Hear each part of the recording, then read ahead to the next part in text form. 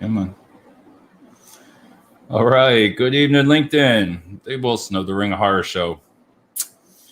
Just going to talk about the great peak season tonight. And everybody that's in peak season knows what I'm talking about. And I'll be right back after this.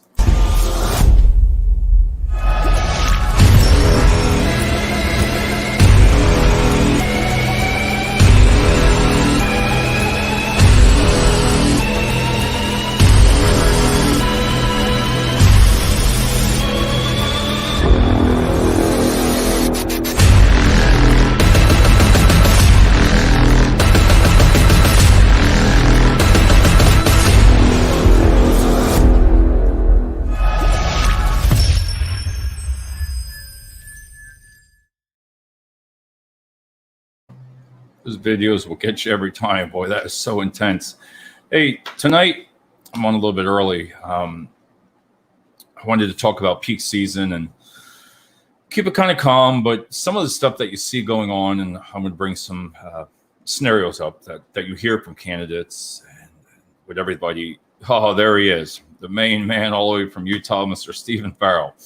How you doing, buddy? I'm going to start out nice and calm, nice and slow, and go over some things that I learned today, if you want to say. I was trying to think of some subjects on peak and staffing, and besides saying the same thing over and over and over, but you know, being in peak season, oh, there's the man. There he is, all the way from Florida, and he puts staffing in New York and New Jersey. You got to reach out to two of you. Hey, Gabe, how you doing, sir? We have to talk. We're going to bring you on the show, and I know you want to learn a lot about staffing. So, Gabe, we're going to bring you on the show here shortly. Tonight, the first thing I wanted to bring up is how everybody is the same thing. You know, we all say no staff, excuses, right? No staff, excuses, no staff. If everybody says that, you know, I hear it every day. No staff. You look at the news, and no staff. And then you come on LinkedIn and you see thousands of people looking for work, right? And you look at on the job boards, people looking for work and resumes, right? It doesn't, Steve, it doesn't match up sometimes. First of all, like one of the things I noticed, the jobs on the job boards, I'm just saying, they have been, oh God, here comes Kenny. He's on, he's ready to go. Welcome, Kenny. But the jobs on the job board are there every single week and month. The same jobs. They never take the jobs down. So you wonder. Sometimes I swear they either bring it to them. Thanks, Gabe. We're gonna have you on here, and we're gonna talk about some things tonight. But some of those jobs, Tuvia, you got to agree, take them down. When you go on Indeed, right? It doesn't matter. Put you in warehouse, right? You're going to get all the big companies. Never. You got to scroll and scroll. Listen, they're paying a lot of that money for that. But when you get into the professional services side, right? I'm serious. I could call some companies out, but I don't. I don't call them out. They've been hiring that same job for over a year. Look at it. You'll see. You know, it's there. There's no excuse why you leave that job posted on there, because everybody applies for it. And sometimes I believe building your pool, I believe building the pool of candidates sometimes is done in the wrong way, if you get what I'm saying. It doesn't have to be just resumes on Indeed and job boards, thousands and thousands. It helps. It helps to have a collection, like you're having a collection of toys. You have a lot of people. But it doesn't mean it's not going to show the value of them unless you break it down and you really interview some of the really good candidates that you're missing. So on some of the job boards, they're constantly, the same. And I'm going to say it over and over. Those companies just want to collect resumes. And that's right there, Tuvia, right to my, that's exactly what it is. Did I do it years ago? Not really. In entry-level positions, no. I mean, you could save them from like the blast when you do an email blast, but listen, I mean, that gets old, after a while. But I believe it's kind of like LinkedIn on your connections. You could have, listen, there's people with 25,000 connections on LinkedIn. I get it. But you're not really connected to 25,000 people. Everybody says, well, I got 9,000, 10,000, 11. That's great. You can have all that. But not everybody is real. Not everybody. Like everybody comes on this show here, you can reach out to any one of them. They're real people. They are real people. They will help you solve problems. Everyone on this show that you can connect with on here, if you have a question and they're in that field, I guarantee, oh God, Kenny, Gabe, Steven, all of them here, and Tuvia, they'll all reach out to you and help you. I guarantee it. But here he goes. He says, I pride myself. All my jobs are very recent. And Tuvia, that comes to my attention when I see that. Oh, here he is. Here he is. There he is. Hey, Alex, platform job openings are honestly an insult. Thank you. There again, there's another good saying. I'm going to leave that up there for a minute. Same over and over and over. I don't know else what to do about it. You know, how to say, hey, Emery, how you doing? Hope it's been a while since I've seen you. I don't know. There's nothing you can really do besides people just keep applying for it. So I'll get off that subject there. The next one is the excuses of the staff. Well, we can't find anybody. There's always somebody negative on the opposite side. You could have one great idea, right? I saw this. We should do this. We could try it. Your team members come up with it, right? Then you have the other side going, oh, that'll never work. We tried that 10 years ago. Get the heck out of here. 10 years ago, you didn't try it. But every single time you come up with an idea, if your team comes up with an idea, you should not sit there right off the bat and say something negative. Well, that won't work. Well, they don't want to do this. How the hell do you know that you don't want to do? Oh, my God. It's the queen. The queen. Oh, my God. We were just talking about people. There she is, the queen, Miss Raquel Boris. Boo. That's a surprise tonight, Raquel. Hope everybody's doing great. Woo, that's a long one. But my part there is every time somebody is positive about an idea, you've got to have those people that are negative, right? Let's just say example. I'm going to take for an example, like a video resume screening. I've talked about it numerous times.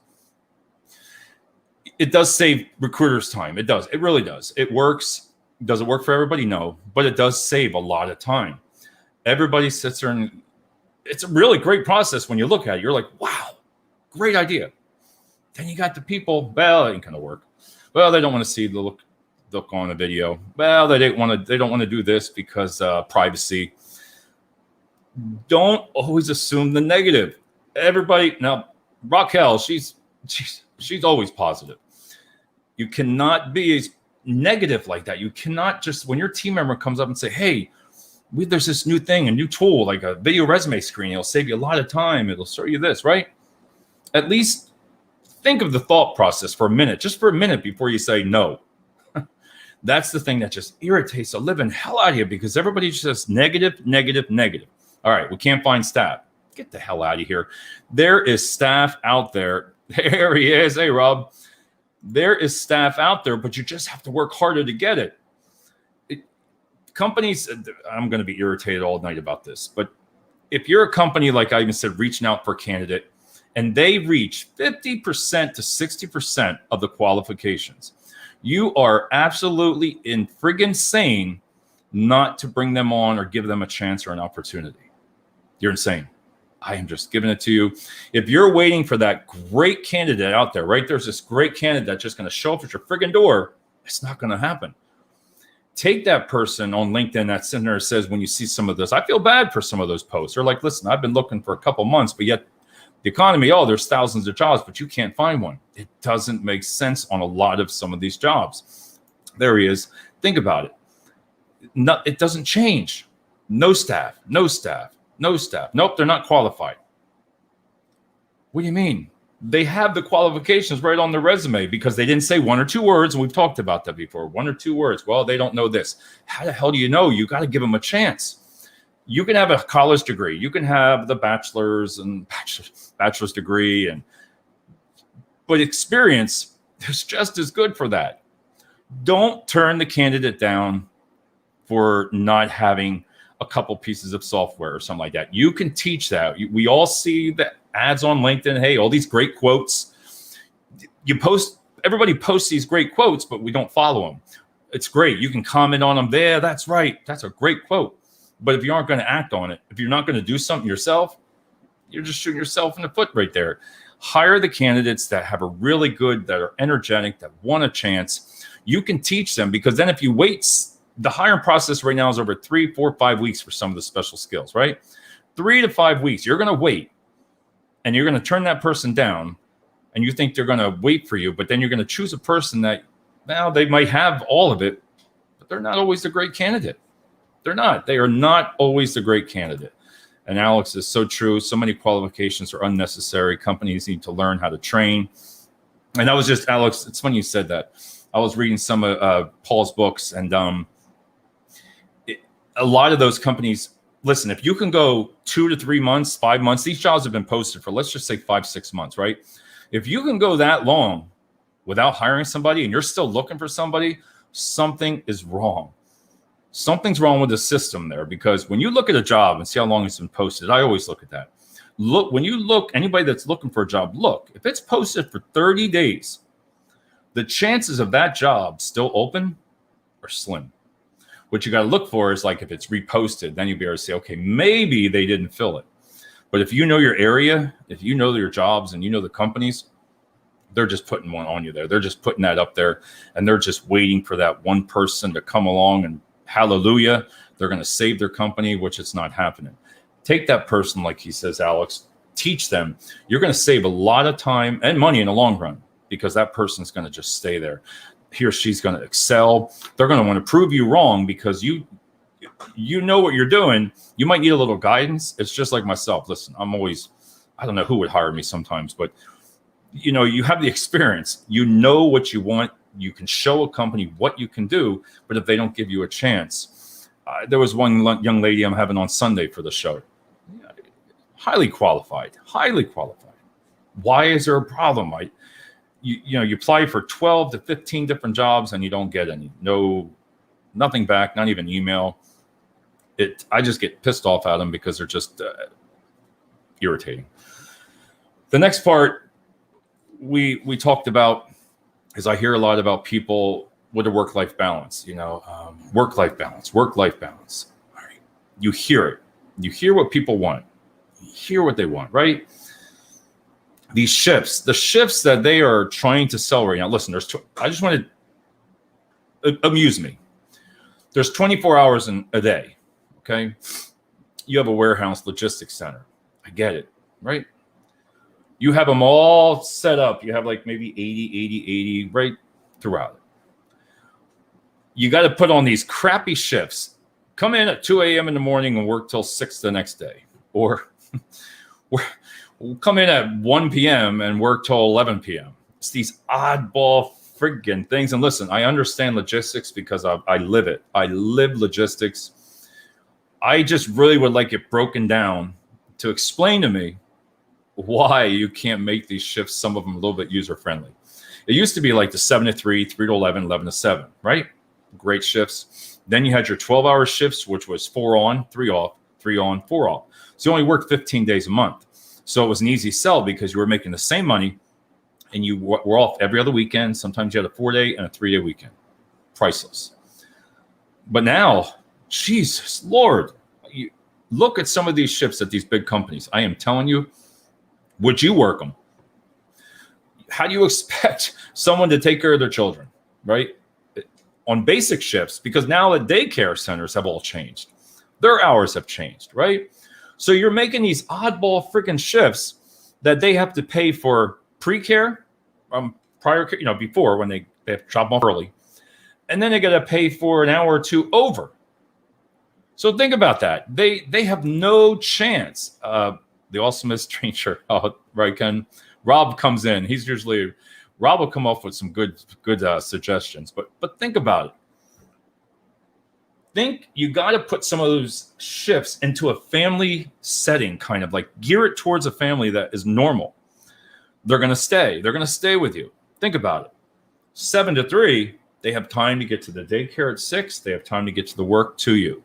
3 o'clock, they have time to go home, get your children, pick them up at daycare, whatever they have to do, the day's done. 3 to 11 shift, second shift, 3 to 11. Works very well. People are home by 12 o'clock at night. You get up early, you have all day to do something.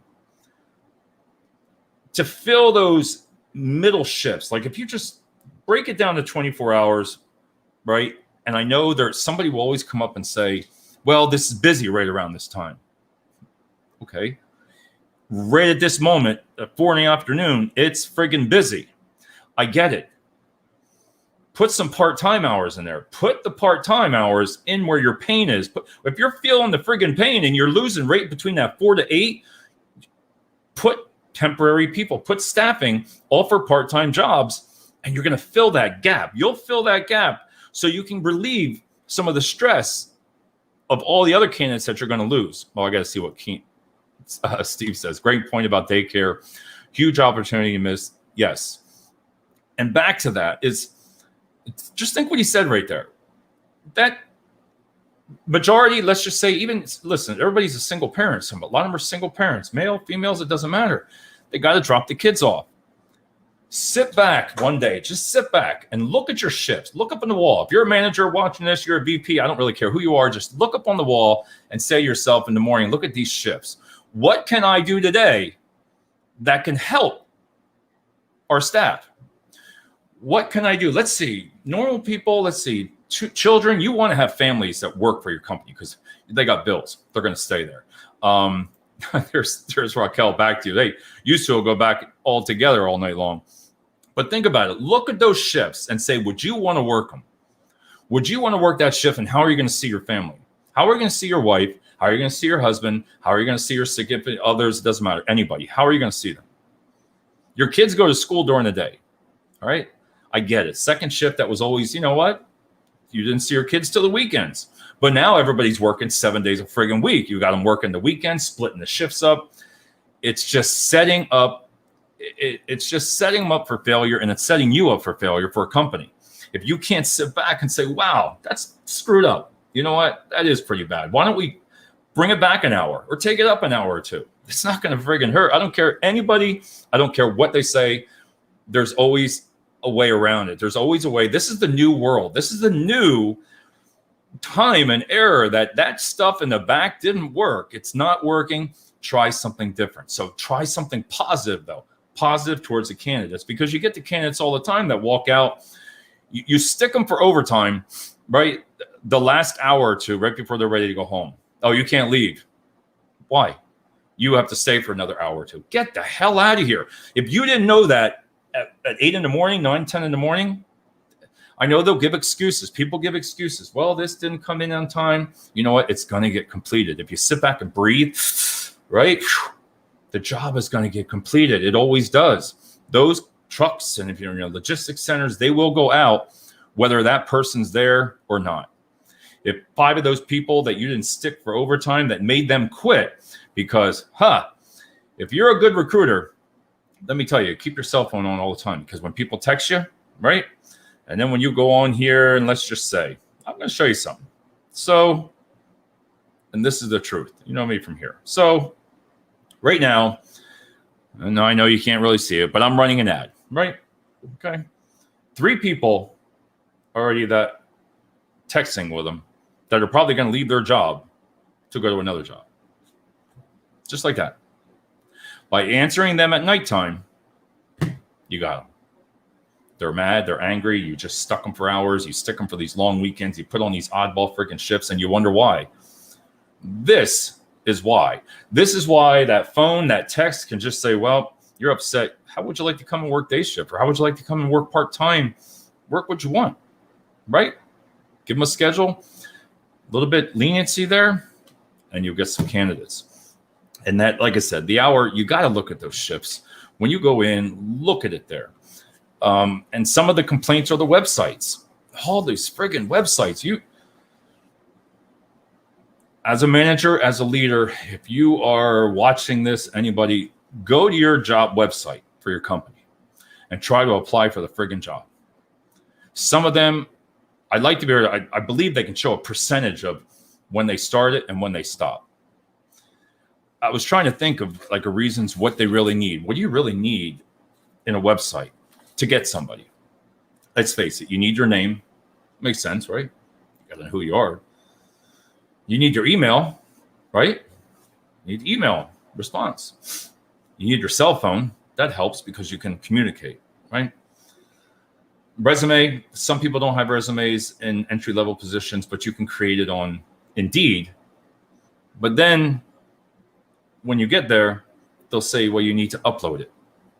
They'll say, well, I already did on Indeed. No, you have to put it on our website. Okay, I don't have one. You just lost that candidate. They're going to walk out that door and they're not coming back. You have to make it user friendly. User friendly regardless. Just something where people want to get in and get out. Put the information they need, and guess what? You're going to reach out to them. Now, I know a lot of people like it because on their websites, listen, it's in with the different pay systems and different softwares that they apply. You'll have their emails for life. I get it. But not to get them in the door. Make it simple. 3 to 4 steps. Then when you get them in, right? Don't let them go. Entry-level positions right now, don't let them go. The drug screens, I get it. Some people send them out to a medical facility. Some people do the swab right in the office. Personally, the swab for me test is the best. You got a 5-panel, 7-panel, I think, and a 10-panel. Listen, if it was not legal to do that, and you're paying all that money, sending them to St. Luke's or one of these different centers around here, right? That's a lot of money. They have to drive to that site, right? They have to sit. They have to wait for hours. You lost them. But bring them in the office. Guess what? Do a little swab, put them in your mouth, wait 10, 15 minutes. You look at it, shows a graph. Okay, positive, negative, boom. If somebody says, no, I don't do it. I swear. You can never assume. Same process with sending them when they send it out to the lab. You can say to them as a company, okay, if you're disputing it, we're going to send you over here to our medical facility and take a test. That's it. And sometimes it'll come back. So if people have a medical reason, listen, you're not a doctor. You can't assume, because even like with the marijuana, if they have their card, they have to show it.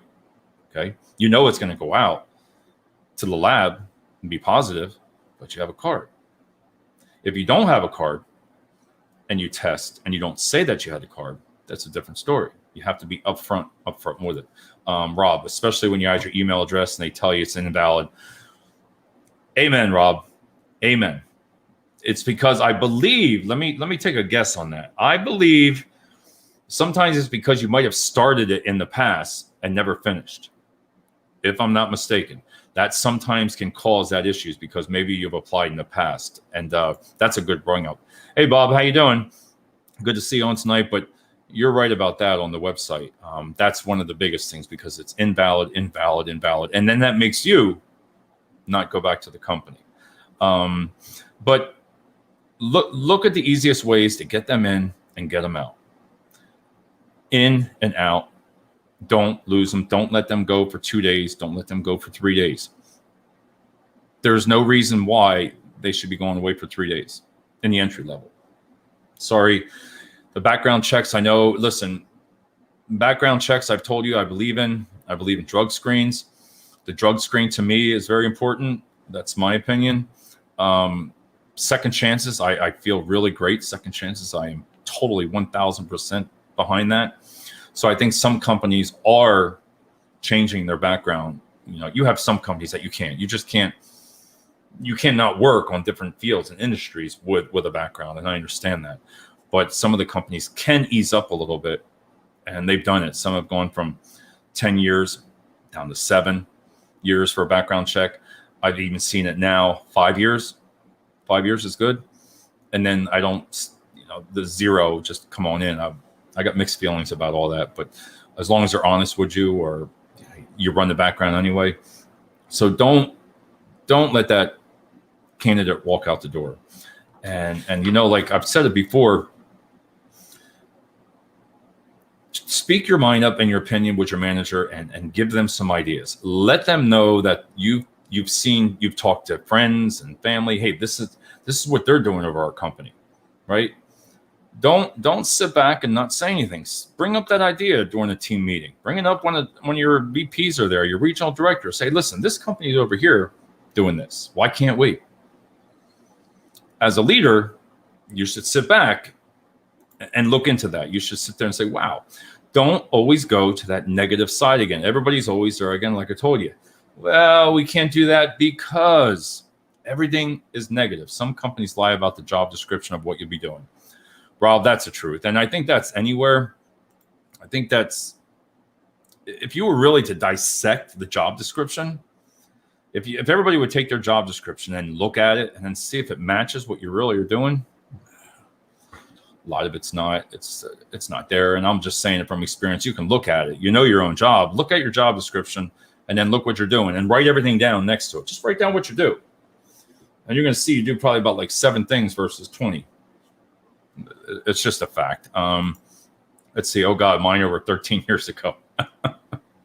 See, that's what I'm saying, Alex. That's pretty cool. What a great show. Oh, thanks, Steve. I appreciate it. And Steve, we know what you have to be doing soon. But there was a couple other things I wanted to talk about. We'll get it out. Is the exit interviews. I always sit there and say, are they important? In the entry level right now, yes. I'm going to say yes. Because a lot of them we don't do. A lot of people don't do the exit interviews because it's too high of a turnover. But you need to find out why they're leaving.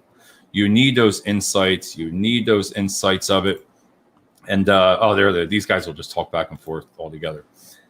You need to find those insights out. Find out why they're leaving. We all know, listen, hourly rate, $15, $16. If you're not paying that, you're going to struggle. There's no doubt getting over that unless, hear me out, unless you put in those things, and I think Steve will agree on some of this. If you put in some of those really good perks, if you were selling a $14 an hour job, right, but yet you were picking up half, or some companies are taking their daycare. So if it's maybe $200 a week, right, they're going to pay your daycare. So how does that sound? $14 an hour, we're going to pay your daycare for your children while you're at work. And the shift, would you take it? Versus $15.50 and some oddball shift. So there's a way of explaining to somebody from a $14 to a $15, $16 an hour job. You have to sell it. You have to sell your job and make that candidate believe to them to come to you. Because I believe, listen, I would probably take that $14, $15 an hour job because of free daycare. Everybody says, well, why do you want to pay their daycare? Because it works. There is no way you're going to get, you are not going to get away from it right now. The way everybody's just coming up with paying for the daycare, paying all your, listen, you throw some benefits in there, you throw some serious paid benefits, you're going to pick up the candidates. In the entry level, it's hard because sometimes, you offer insurance and they don't need it, or listen, there's always a ways, but I don't always assume. I've learned not to assume, and I don't really, to me, it does not matter if they don't take the health insurance or if they do. That's your choice. I'm not going to ask you why you wouldn't take health insurance. It's none of my business. I'm not going to say, hey, but I will educate you and tell you what we have. So on that stuff, it's, I keep it a little bit shorter tonight. And at the end of the day, you got to listen to your team. It's the same stuff you hear. Listen to your team. Talk to your managers about saying, listen, as a leader, you should be going back there and saying, listen, I like this resume. I like this person. I've interviewed them. Why didn't we choose them? Just ask why. Why didn't we choose? If you say inexperienced, but wait a minute here, look. What did you like? Not the way they interviewed? Did you not like the way the person looked? Did you not like the background? There's all different biases. But at the end of the day, fight for that candidate you have. Don't just say, go back and say, you know what? It's been 2 months. We haven't filled the position anyway. Why not Gabe? Why not Gabe? Hey, why don't we give him a chance? And you'd be surprised that you can fill a lot of your orders. So on that note, Alex, Gabe, and Ken, and Steve, and Rob, and who else on here? Anne-Marie and Raquel. That really surprised the hell out of me. So Tuvia, everybody have a great night, and always think of new ideas. It's never going to go away. Talk to everybody soon.